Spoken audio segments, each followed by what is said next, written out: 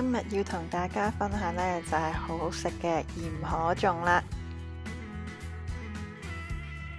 咁我哋睇下材料先，分別係有法國麵粉啦、奶粉、老麵、酵母、糖、鹽、水同埋無鹽牛油嘅。首先我哋將酵母、糖、奶粉同埋鹽放晒落去麵粉嗰度攪勻先。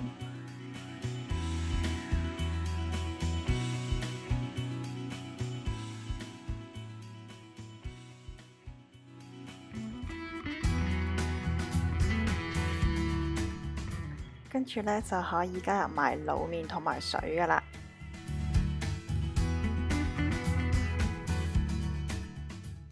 水呢，唔好一次過加晒喎，咁我會保留大概20ml左右嘅，咁到時呢，按情況睇下有冇需要先至再落嘅。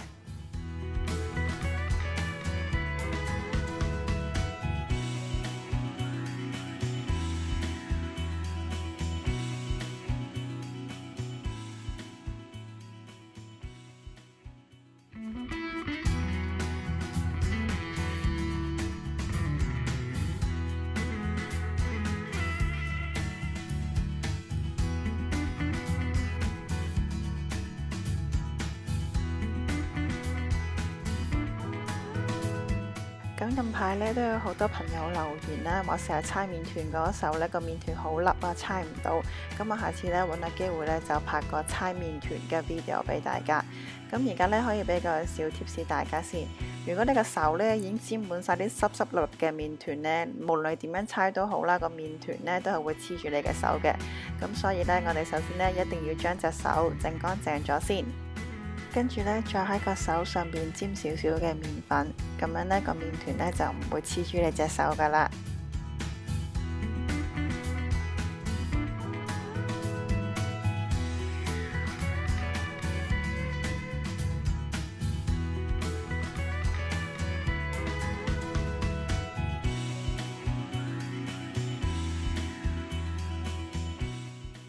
咁頭先嘅材料猜勻晒之後呢，就可以加入無鹽牛油啦。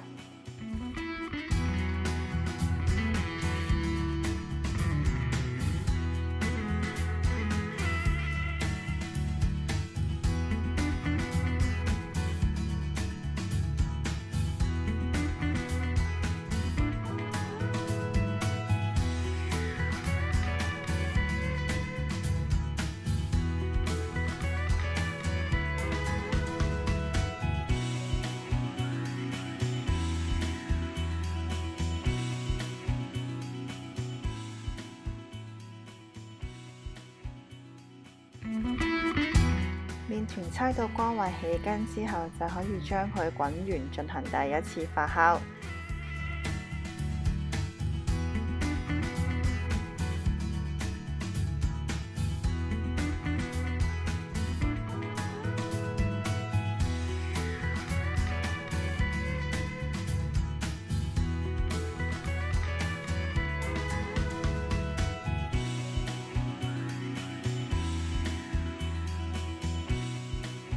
咁依家呢，麵團呢已經發酵到2倍大啦，咁我哋可以呢將佢放返去個工作台嗰度，輕輕拍打下佢排氣，然後呢就將佢分成8小份，再將佢滾完，跟住靜置15分鐘作為鬆弛。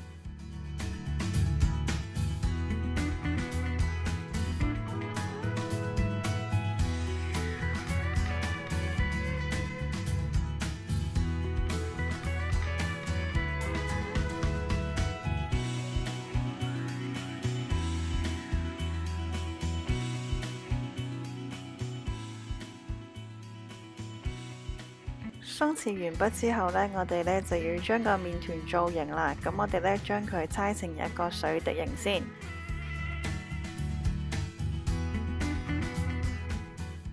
跟住呢再利用木棒將佢拉長同埋壓平。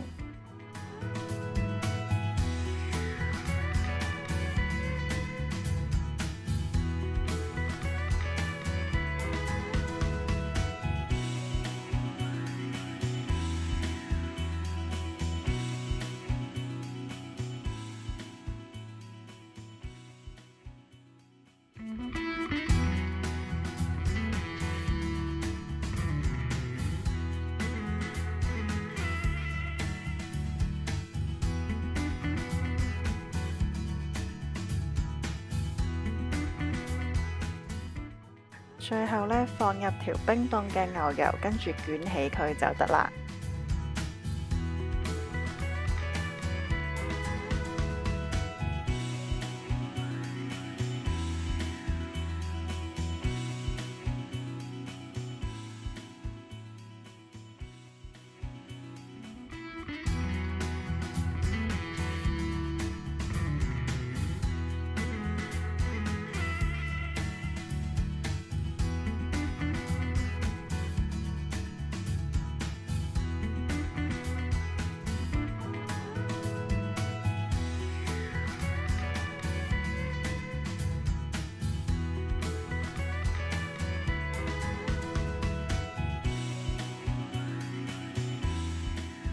將已經造型好嘅麵團放喺個烤盤上邊進行第2次發酵。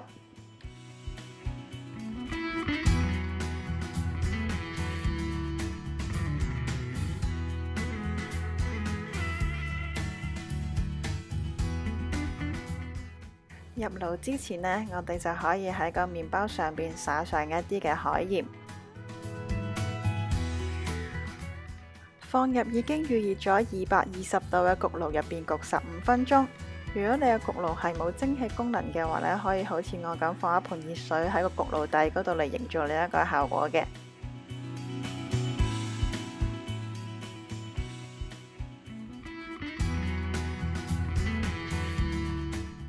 15分鐘過後，呢個鹽可頌呢就完成可以出爐啦。大家聽下呢啲噼里啪啦聲，聽到呢都真係好興奮，好開心啊！